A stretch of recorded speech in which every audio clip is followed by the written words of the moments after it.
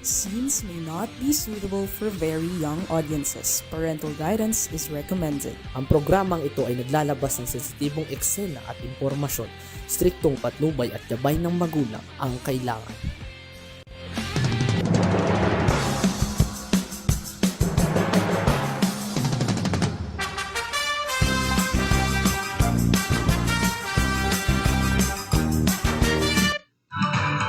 Okay, hello mga kaibigan, kakampi, nasaan na kayo kapunta?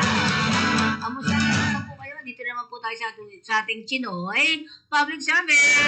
At syempre mga kaibigan, ito na naman po tayo sa ating programa ngayon. At syempre kasama natin, walang iba kung hindi Chinoy.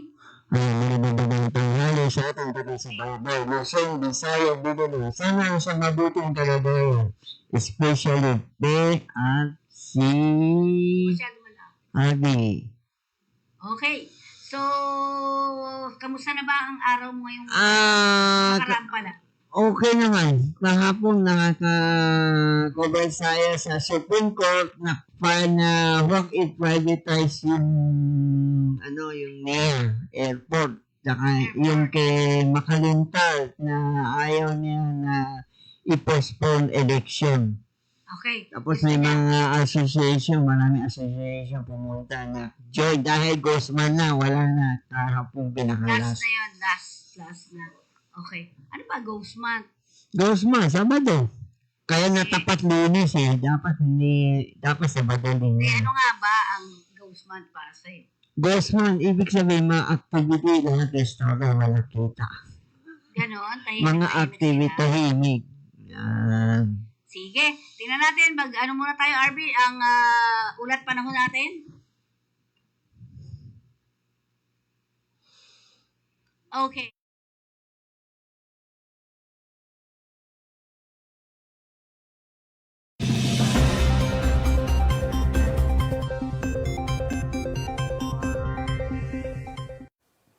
Magandang umaga po sa ating lahat. Narito po ang ating weather update, pati na rin tropical cyclone update para dito sa binabantayan nating bagyong Siwaning for Tuesday, August 19, 2025. So itong Siwaning ay huling namataan sa layong 650 kilometers east-northeast ng Itbayat, Batanes. Nananatili pa rin naman ito sa tropical depression category. May taglay na lakas na hangin na 55 kilometers per hour at pagbugso na umaabot ng 70 kilometers per hour. Ito'y kumikilos north-northeastward sa bilis na 10 kilometers per hour. Wala pa rin naman itong direktang epekto sa anumang parte ng ating bansa, kaya wala rin tayong nakataas na anumang tropical cyclone wind signal na possible dito sa ating bansa. Wala rin tayong nakikita na enhancement ng southwest monsoon at patuloy naman itong lalayo ng bansa natin or ng Philippine Area of Responsibility at possible na paglabas niya ay mamayang umaga. Sa ngayon, yung easterlies or yung mainit at maalinsangan na hangin na nanggagaling sa dagat Pasipiko ang umiiral dito sa may Southern Luzon, Visayas at Mindanao. Ito rin po yung weather system natin na magdadala na mataas na tsansa ng mga pag-ulan dito sa ilang bahagi ng bansa natin. Meron din tayong binabantayan na low pressure area dito sa labas ng ating Philippine Area of Responsibility at ito'y huling namataan sa 1,810 kilometers east ng Eastern Visayas. Sa ngayon po, medium chance po siya na maging isang ganap na bagyo, meaning mababa ang chance niya na maging ganap na isang bagyo within the next 24 hours. Pero sa mga susunod na araw, hindi natin inaalis ang posibilidad na maging bagyo ito. Nakikita din po natin yung forecast track po nito, possible po lumapit ito dito sa may Northern Luzon at magdadala rin po ito ng mga pag-ulan lalo na po dito sa eastern section ng Luzon. Pero sa ngayon po, mataas pa rin po ang uncertainty dito sa ating low pressure area kaya patuloy po tayo mag-antabay sa mga nilalabas na updates ng pag-asa. Para dito sa magiging track ni Waning, patuloy po yung direction po niya palabas ng ating Philippine Area of Responsibility at kung nakikita din natin patuloy siyang magiging isang ganap na tropical depression habang palabas ng ating PAR. Pero hindi din natin inaalis ang posibilidad na ito'y mag-intensify pa paglabas ng ating Philippine Area of Responsibility. Pero kahit mag-intensify po ito, wala naman po itong direktang epekto sa anumang parte ng ating bansa. Para sa magiging panahon natin ngayong araw dito sa Luzon, inaasahan natin ang makulimlim na panahon na may mataas na tsansa ng mga pag-ulan dito sa may Quezon, Bicol Region, pati na rin dito sa Mimaropa, dulot ito ng easterlies. Pero para naman dito sa Metro Manila at nalalabing bahagi ng Luzon, magiging maaliwalas naman ang ating panahon, pero asahan din natin yung init at alinsangan lalo na sa tanghali hanggang hapon na may mga tsansa po ng mga localized thunderstorm pagdating sa hapon at sa gabi. Agwat ng temperatura for Metro Manila, 25 to 33 degrees Celsius, Lawag, 25 to 32 degrees Celsius. For Tuguegarao, asahan natin ng 24 to 32 degrees Celsius, Baguio, 17 to 22 degrees Celsius. For Tagaytay, 23 to 29 degrees Celsius, at Legazpi, 26 to 29 degrees Celsius. Inaasahan natin dito pa rin sa Palawan, buong Visayas, Zamboanga Peninsula, Northern Mindanao at Caraga, makakaranas din sila ng maulap na papawirin na may mataas na tsansa ng pag-ulan, dulot pa rin ito ng easterlies. Pero para dito sa Kalayaan Islands, dahil wala rin tayong southwest monsoon na possible na makapekto sa kanila, magiging maaliwalas ang kanilang panahon at asahan lang natin yung mga localized thunderstorm lalo na sa hapon at sa gabi, pati na rin dito sa nalalabing bahagi ng Mindanao. Agwat ng temperatura for Kalayaan Islands at Puerto Princesa, 24 to 31 degrees Celsius, Iloilo, 24 to 30 degrees Celsius. For Tacloban, 26 to 30 degrees Celsius, Cebu, 26 to 29 degrees Celsius. For Zamboanga, 24 to 32 degrees Celsius, Cagayan de Oro, 24 to 30 degrees Celsius, at Davao, 24 to 31 degrees Celsius. Wala naman tayong nakataas na anumang gale warning sa anumang seaboards ng ating bansa. Ang sunrise mamaya ay 5:43 a.m. at ang sunset mamaya ay 6:17 p.m. Para sa karagdagang impormasyon, bisitahin ang aming mga social media pages at ang aming website pag-asa.dost.gov.ph. At yan po muna ang latest dito sa Pag-asa Weather Forecasting Center. Chanel Dominguez po at magandang umaga.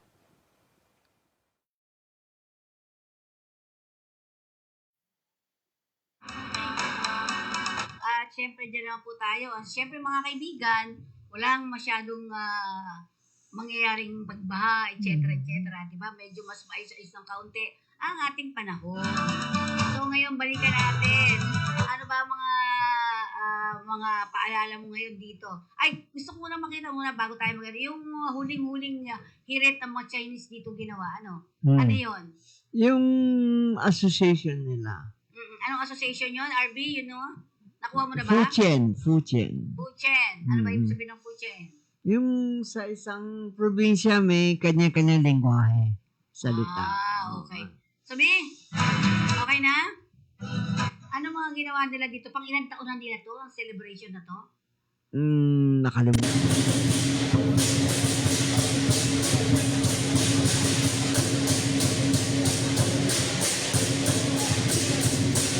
Ano ma'am? Abot mo kaya 10, pwede. Yung vice Eh, madami sila. 5,000 each. Alam mo. Iba-iba. May Malaysia. May iba-ibang bansa. Last na. Sa Chinese yan, ano? Kasi Gosman yan.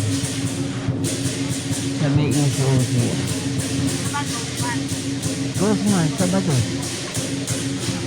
This coming Saturday. Ano nga ang ibig sabihin? Gosman, bawal mga activities, mga kasal. Maraming gabi, magdaming baba. Maraming mga pamahigay. Mga hapon, wala na.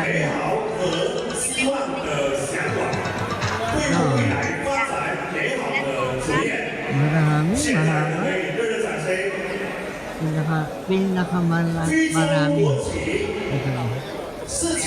Isa, foreign yun. Ibang bansa dito.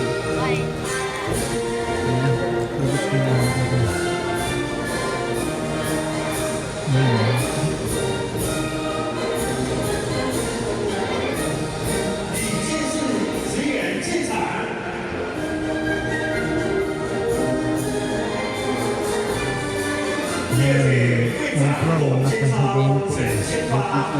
presidente. Hindi, overall association. May babae pa.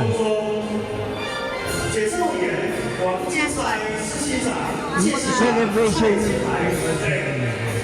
Ilan taon? Ilan to?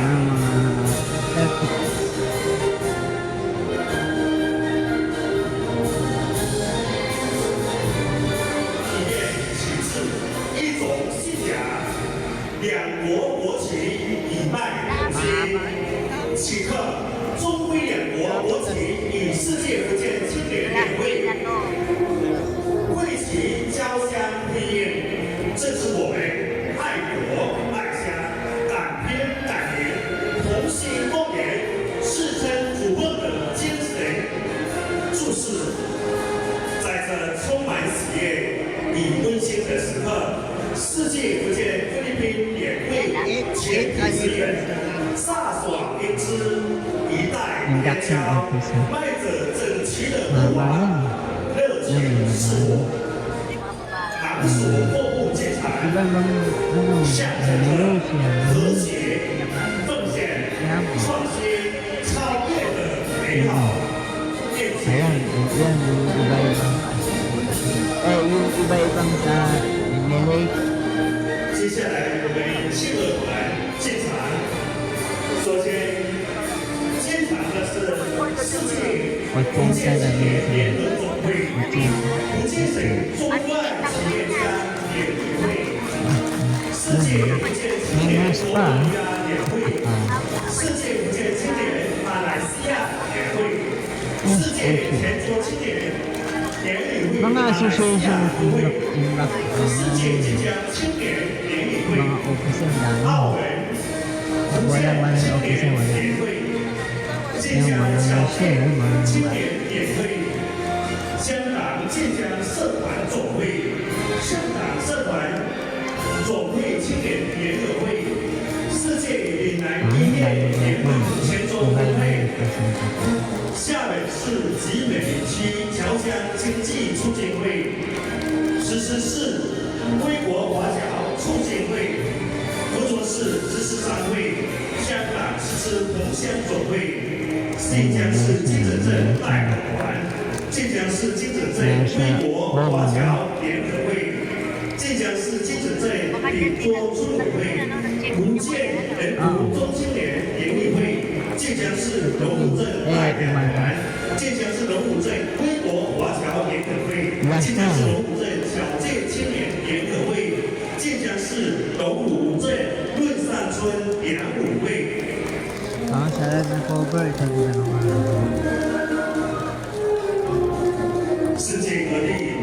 世界亲俄团打这样的一个资讯交流、情感交流的平台，架起了一座沟通分享、开乐融合、互惠共赢的桥梁。现在一个掌声，欢迎我们的亲俄团。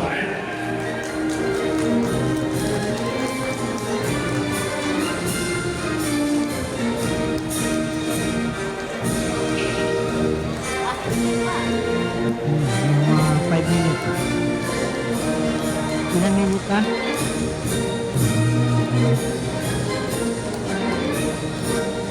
At least kita television natin. Ha? Para isang buwan bakasyon.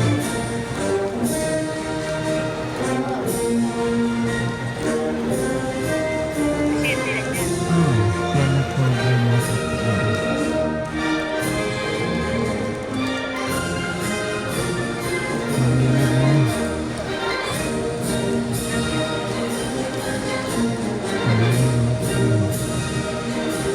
last night. Ako doon na.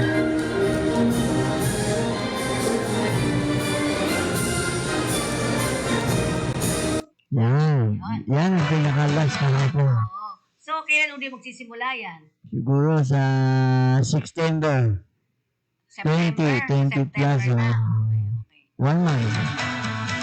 Lagi naman matapos. Mga pamahiin, huwag mong kalimutan. Bawal ang kasal, bawal ang lumipat ng bahay. bawat magsampay ng damit ng Sa gabi. gabi. Oo, maraming pamahin. Ingat lang kayo paglabas. Magpipirma ng mga kontrata. Oo, ganyan. Ay, kung pwede, wait, palagi wait ang suit nyo. Antay sa mga... Kasi yan, pinaka-red na. Hindi, oo nga, puro red sana. Tapos, sana sa labas ng bakun, lagay nyo asin. Pangtanggal ng malas. Asin tsaka bawang. Okay. Tapos kakainin nung daga. Hindi, para yung mga malas. Alam mo na, ghost man, yung mga ghost sa pupunta sa mga bahay. Huling-huling hirit. Tingnan nga natin, Harvey. Ito namang Makaluntal. kay tingnan natin ano ba itong i-final niya sa SC ba to? Sa SC? Supreme Court lahat, Supreme dalawa. Court. Tingnan natin, ito, may konti. Gusto nyo, walang tuloy election. Tuloy election.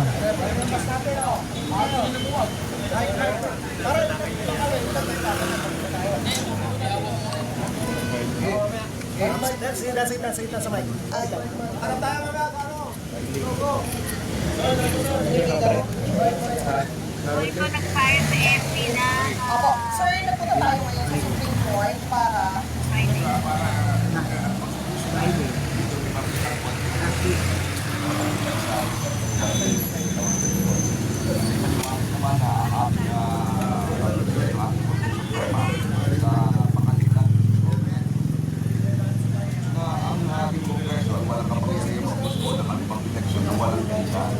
Dito walang inilagay na dahilan ang ating Kongreso. Nakalagay lamang setting the term of office ng barangay officials.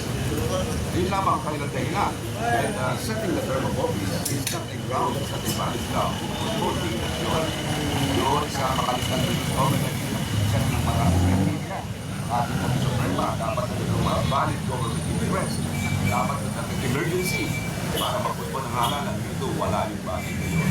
At pagkaman sinasabi ng mga press releases na ang bill ay postponement ng eleksyon, wala kang makita sa batas na nagsasabing postponement. Inilihis nila yung batas. Nilagay lamang nila sa setting of the term para hindi mapansin ng Supreme Court na ito pala ay postponement. Kasi may fit ang Supreme Court sa postponement. Sinabi ng Supreme Court, wala kayong kapangyarihan mag-postpone ng walang dahilan. Kaya hindi nila nilagay yung postponement. Pero maliwanag yung postponement kasi ang sabi nila, ang susunod na halalan ay sa November 2, 2026. So, noon pa lamang, kita mo na medyo deceptive, may paninda ang nasabi ng batas. Saka isa pa, paano ka mag-i-eleksyon ng November 2? May polls results na ang mga kalituwa na kung saan ang ating mga taong bayan ay nasa kanilang ng mga probinsya. Kung kayo sa mga konsol, mga kapatid na kamag-anak nila. So, hindi pangyakan na magkaroon ng halalan sa araw ng mga patay. Maliban lang ang mga patay. Sir, maliban sa tier mo, ano ang prayer natin?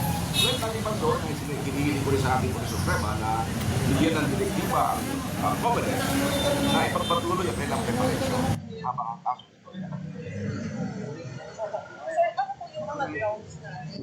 May mga violation ba sila sa Constitution? sabi ko nga kanina ngayon, pagkabak sa ating karapatan, kapag karapatan natin na maghalal. Gusto ko rin Pinagtanong sa akin, sinasabi na batas. Sinasabi ng batas, yung mga incumbent officials daw, dahil mga holdover. Sabi ng pinagtanong batas, bawal ang holdover kasi legislative appointment niya.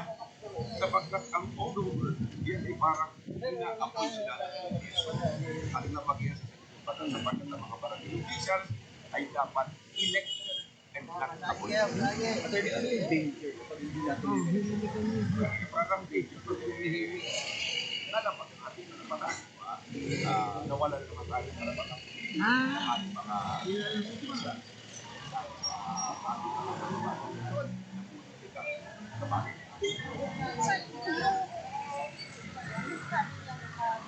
Nawala yun. I-apply mo yung prospective. Gusto na halalan. Yung halalan na meron tayong halalan sa December 1. Or Kung itutuloy mo yung December 1, pwede mo gawin 4-year term. Diba? Pero hindi ka pwedeng mag-postpone para lamang mag-set ka ng term. Wala. Di ba? Nakapag-concentrate ako sa pagkakas na. Ay, hindi. Kasi sabi ko, yung mga election planning, yung maraming halalan, hindi dahilan yan. Sinabi na ng Puso Suprema yan sa mga katusus ko. Kaya yung mga dahilan yun, sabi na, yung mga supervisor, ang supervisor person, ang pinigyan sa nagganit ang balance. Ano lang po ba yung pinapayagan ng mga other constitution para sa mga Magkami emergency, pandemic, mga ganyan. Kaya ka talaga napaka-mabigat na kadahilan.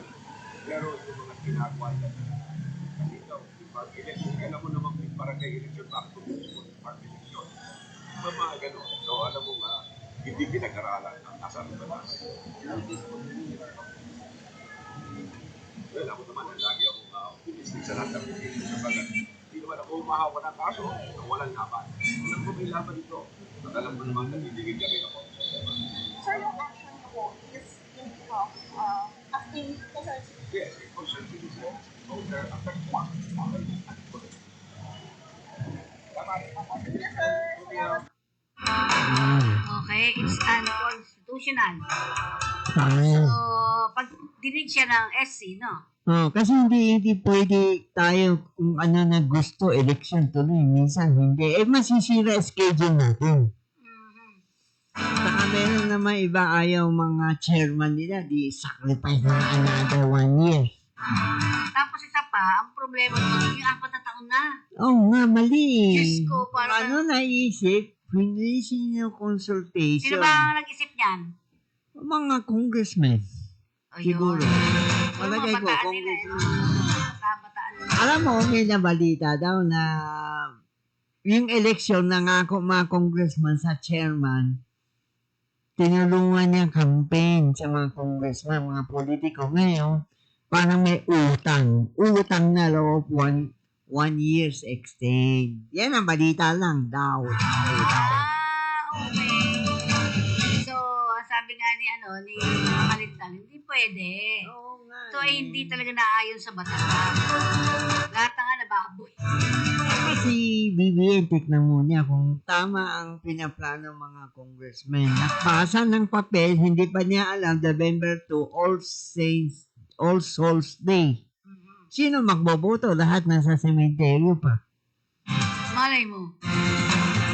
Yan ang Oo isang naman. kamali ang mga perma na perma. Dapat tignan natin kung tama ang Actually, pag busy ka talaga maniniwala ka Ano na ba lang yun? doon sa ano. Oo. Diba ako, wala akong panahon sa pagbabasa pa Kasabihin nila, ito po, ganito, explain lang yan. Tapos wala na. Saka dapat 3 years pwede na. Huwag mo pakbigyan 1 years. Kasi lahat hindi sinasabi lahat chairman sa salbahe. Kasi 3 years pinaka-okay na yun. Bakit dinagdag pa 1 year? Tapos hindi na daw ulit. Parang gano'n. Ewan ko. Ang gulo. Kaya ayokong sumabak sa politika Oo, Magulo Diba? Magulo.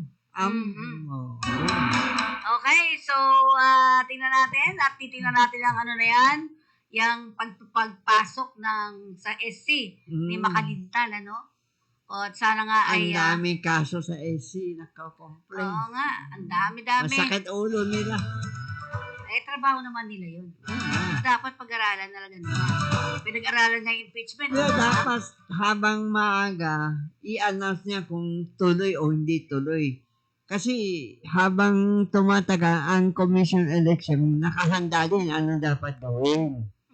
Kung tuloy, kung hindi tuloy, di sabihin niya, Mr. President, mali ang ginagawa mo. Ganyan.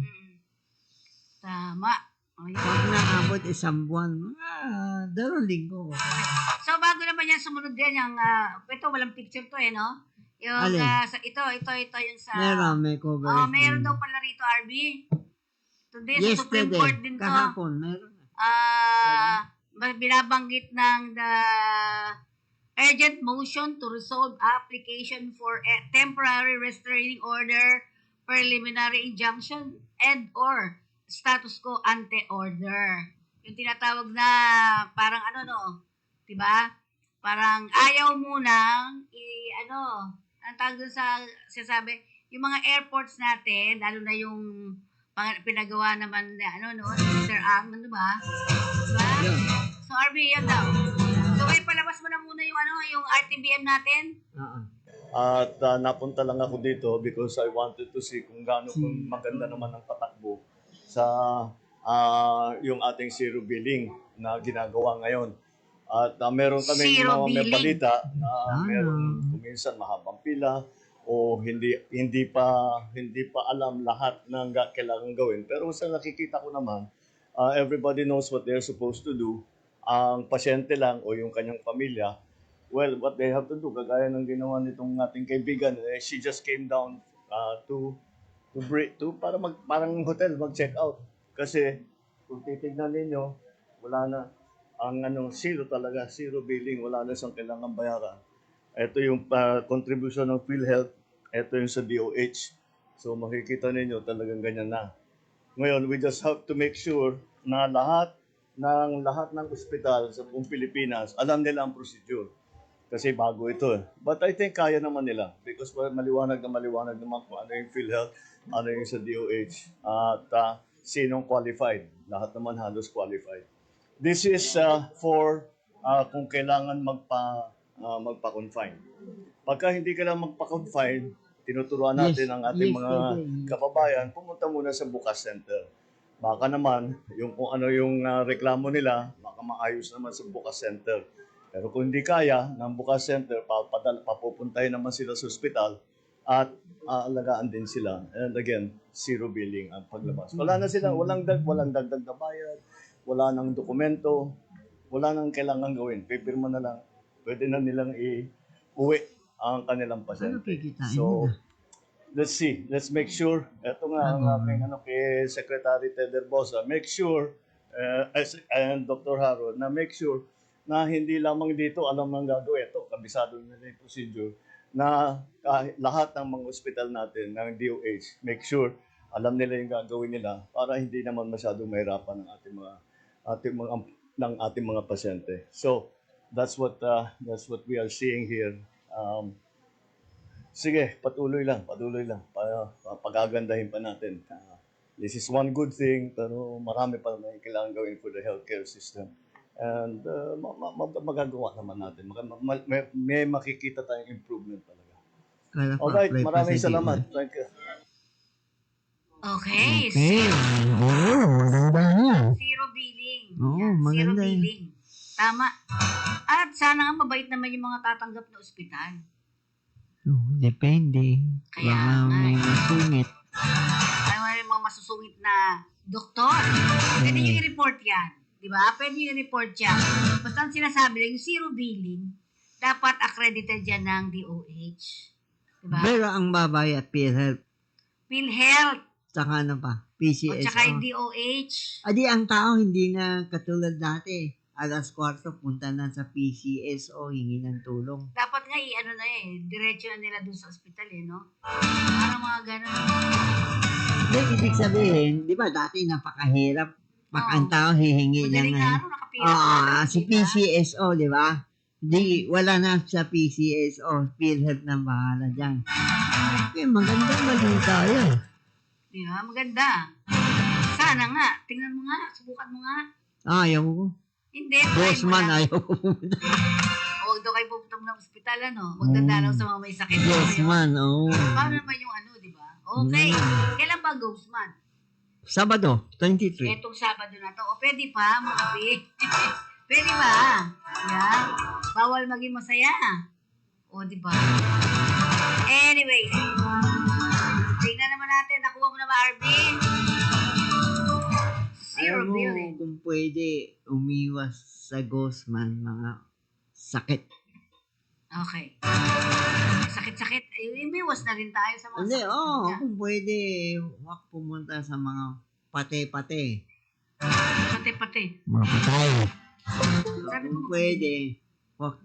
Kung pwede, sino nga umiwas punta sa mga ospital. At Huwag maggagala-gala sa gabi. Ay, tama. Di ba? Hindi, alam ko Huwag pala. magpakasal. Yun. Sabado pa po yan. Ay, ngayon, samantalahin nyo na magpakasal. Wala na, alanganin na. Di ba? Malay mo, may mga ganyan. Bakit umuurong ang ghost month?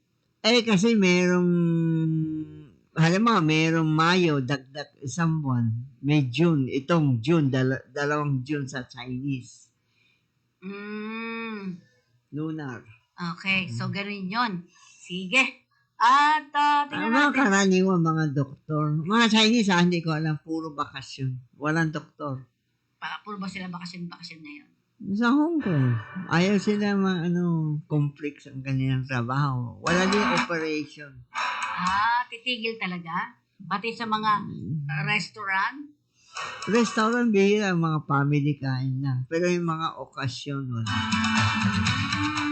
Kaya yung kanina pinakita natin ay last na yon. Last na. Barbie, meron na?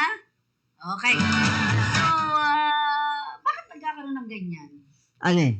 Yung mga pamahiin na ganyan na Yan ang Ghost month, ngayon ko lang minuno nila, may gawa. Hindi tayo na. Pero totoo yan. Totoo yan. napurbahan mo, baka yung kamay mo maipit na naman. Hindi. Sabi mo, nag-ghost Totoo month yan, ako. totoo yan. Alam mo mas delikado bagyo. Mag-ghost month. Puro malalakas Buti tubig. nga, mahihina lang yung dumating ka. Ay, hindi pa umpisa. Hindi pa natin alam. Ano pa mangyayari? Darasal tayo. July, August. Hindi mo na Dasal tayo para sa ating kahusayan. katahimikan. Kahusayan, katahimikan. Alam mo, masamang balita, bakit tumaas ang bigas? Balita ko na wala nang Hindi. imported, tumaas 2 piso, 3 piso. Hindi ko pa nakikita. Imported rice, tumaas. Okay, tingnan natin muna to, paalala. Okay, Arby. Supreme Court ulit. Si Joel, ano ba yun? Yung attorney, hindi. Complainant. Ako yung gusto lang ko ng content. Yan. Ulo, picture mo na. Sir, ganun.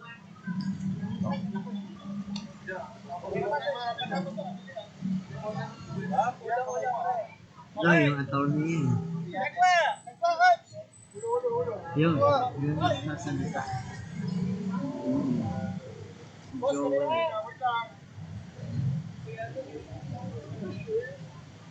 Mabait mo.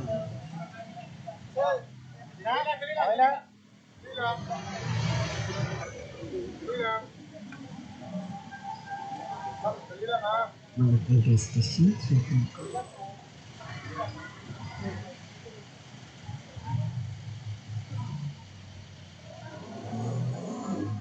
Ito yung sinasabi nila.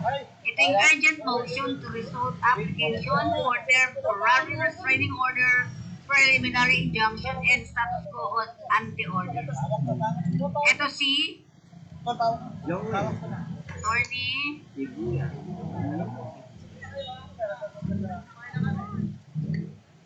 Ito. Si attorney. Joel R. Ano po yung Otuya. profile niyo po ngayong tanghali? Mag-file kami ng motion para hikayatin ng Supreme Court na mag-issue ng Temporary. PRO na dun sa kaso namin laban sa privatization ng NAIA. Hinihingi namin na pigilan yung pagtaas ng passenger terminal fee. Natataas ng more than 70% sa local, sa domestic, at more than 90% sa international flights. Noong September 2024, tumaas na ang dami-daming charges sa NAIA. No? Ito yung mga charges sa mga airlines, yung mga parking fee nila, yung mga paggamit ng tube, at kung ano pa, no? Dami-dami. At, alam naman natin na ipapasa ng mga airline companies natin ito sa mga pasahero, no? So kapag tumaas yung passenger fee, yung passenger terminal fee ngayong September, additional na pasanin na naman ng mga mamamayan, no? Na magbibiyahe mula ng mga aeroplano natin. Sir, ano po yung dahilan bakit kayo magpa-file? Hindi po ba ito dumaan sa tamang proseso? Ano po yung mga issues ninyo legally at financially po? Maraming issues tungkol dun sa may pag-award ng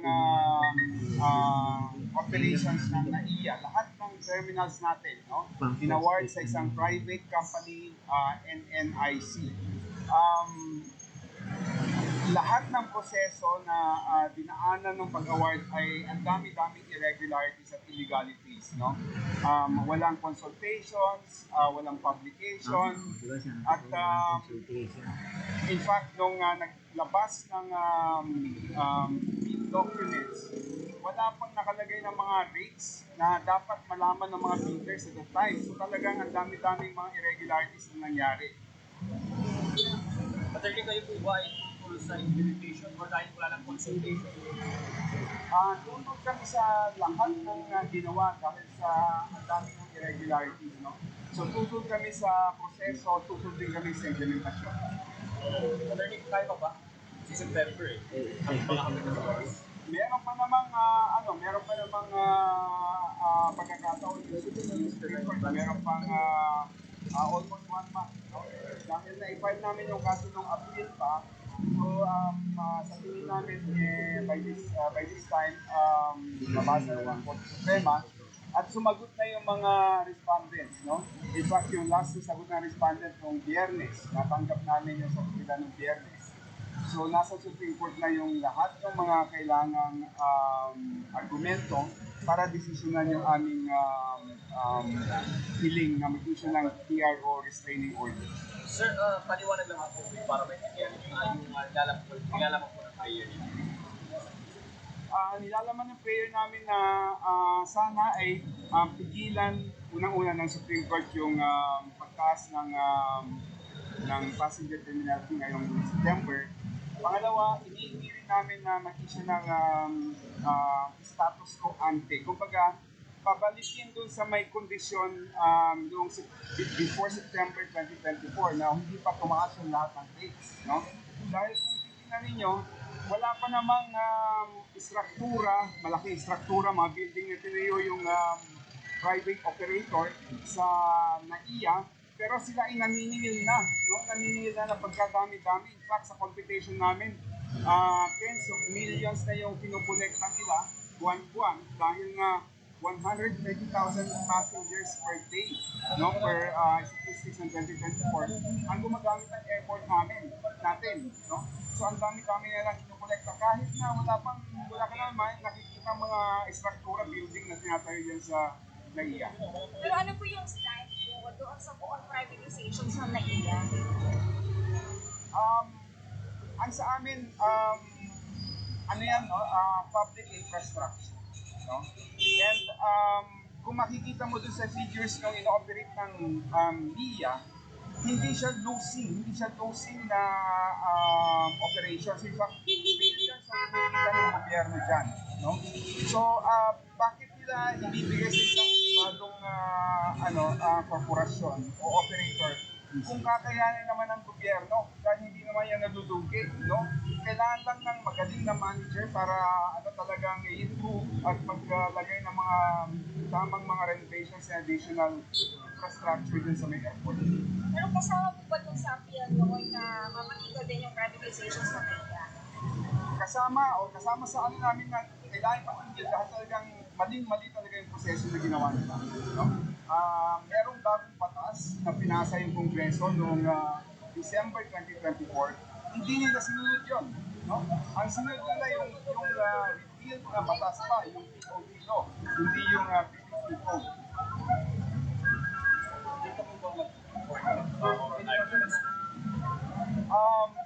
Yun ang isang inaasahan namin, magkaroon sana ng oral arguments para magkaroon ng oportunidad yung mga justices na tanungin yung mga partidos, hindi lang kami, pati yung mga respondents, dun sa mga issues na sa tingin nila ay magiging crucial para madesisyonan itong kaso. Thank you, sir. Thank you. Okay. Pagkataon, pag-usapan natin, dapat ba i-privatize ko? Ano ang opinion mo? Huwag masyado malaki. Kasi hindi natin na-maintain yung ganda ng airport kasi. Yun yung isa. Pero hindi mo iniisip ang taong bayan ng kawawa. Yung mga balikbayan, gusto pumunta sa abroad ng bayan. Hindi, ang mga OFW wala silang terminal fee. Yung mga private, meron ka mag-anak mo sa probinsya. Hindi dagdag naman niya, gastos. Hindi, kasi ako, ang sinasabi ko lang, napapanahon naman ayusin yung yung terminal. Pero minimal siguro ang pagsisingil. Kaso, parang walang control. Katulad dati, yung bigas, taas-taas. Na-control na, may 20 pesos na. Oo nga. Pero yung expenses ang imbis na makabili ng bigas, baboy, gulay, tumaas ang bayaran sa airport. Di wag ka mag-abroad. Paano? Hindi sa abroad. Basta ikaw, alis ka ng alis. Hindi natin pinag-usapan yung abroad. Paano kung may kamag-anak, kailangan ka na umuwi na probinsya? Di na-apekto din ang pasahero. Siguro pwede ka manghingi ng nun. Pero hindi. Napatupad na ba? Hindi pa naman. Kaya nga, in-advance na nga ni Joel na kung pwede, sino gusto magsalita kung hindi siya? Hindi, ang sinasabi Tama naman ginagawa ni Joel. Pakinig natin mabuti. Pinaayos, pinaganda. So, ang ibig lang sabihin nito, kailangan tayo magbayad din. Pero, dapat minimal lang. Dapat lang gobyerno hindi yung bata. Sino naman? Si gobyerno na naman magbabayad? Hindi, dapat ang gobyerno ibigay ang nasa market price. Ito, hanggang 10% lang. Hanggang 20%. Kita mo, 700% tinaas. Dati ang parking siguro nasa 4 to 5, ngayon naging 1.5. Ano ibig sabihin niya? Di ba?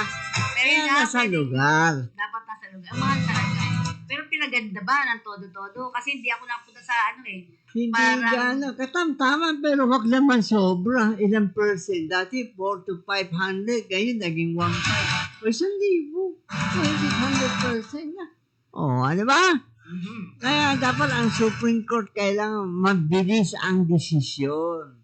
Pati yung eleksyon. Dalawa na, nasa SC, ang dami nilang trabaho. Baka mamaya magtaas na rin ang SC. Diba? Alam mo, mga taga-SC, ito ay sambayang Pilipino. Nasa pwesto kayo, dapat bilisan ninyo kilos, hindi yung mabagal. Dami-dami dyan. Ang dami. Diba? 10 dyan, kay Tatay Digong, no? Tatay Digong. Pero importante sa mayang Pilipino, itong yung postponement, election, at yung real problema. So, ayaw natin. Ako naman, okay lang sa akin na magtaas. Wag lang. Sobra. Kasi kung maganda naman pa yung doon di ba? Sa OFW, walang problema kasi hindi naman sila nagbabayad ng terminal fee. Yung mga simpleng tao, di ba kung mayayaman niya? Mga passenger, mahal din ng bayad. Kala mo, entrance fee. Ang parking talaga. Malaking, hindi sa parking, mga process, Terminal papeles, terminal fee. Lahat isaayos ang lugar. Ayaw makialam si BBM kung pwede siya na makialam. Hoy, ano ba yan? Bakit sobrang mahal ang singin? Yan. Okay, wala na naman tayo. Sino Okay. pasalamatan mo? Una-una, pasalamatan natin kahit na-resign si NBI Delta ang papalit. Daw, I'm not sure, taga DOJ. Si Andres, dati nasa energy, yung kay Dimalanta. Kaya, parang okay na, magaling yan. Matagal na sa gobyerno, 24 to 25 years na. Ay, alam mo, chismis, meron daw siya payo-payo. Di dapat ako sa kanya, lalaban ako. Wala tayong magawa. Alam mo, si Directa, Sama na kasi din. intriga dito, intriga doon. Ay, alam mo naman yung mga jarista. Pang oras, hindi mo pinakbigyan, masamang sulat bibigay sa'yo. Siguro nakaaway ng mga jarista. Ano yung jarista? Mga taga-humuguha ng Media. mga news, hindi, yung gumagawa ng mga news sa newspaper. Si media din yun. Di ba pinakita niya, alam mo na anong dyaryo. Kung totoo ba? Totoo ba hindi? Hindi, basta is the best resign. Dapat lumaban siya para malinis pangalan niya. Oo. Ayan, dapat. Para kay Sara, okay, sabi mo, yung pondo na mawala, sabi mo, hindi totoo, ipaglaban mo. Huwag mo na tahimik. Ang tao, gusto madidik sa panik, ayaw magsalita. Ano Ano magagawa? nangyari? Di wala na impeachment. Wala nang kaso. Ano lang yan? Ganyan. Hindi. Next year pa. Titignan pa natin ang February. Diba? Okay. Susunod. Thank you very much. Sana supportan niyo ang Kakampi online. Pwede. Sa ngalan ni Pe, si Alvin. Thank you very much. See you on next week na. Thank you very much. Maraming salamat. Holiday. Tapat eh. Maraming pong salamat. Ito po yung lingkod Fe Nicodemo para sa ating Chino. Okay, public service.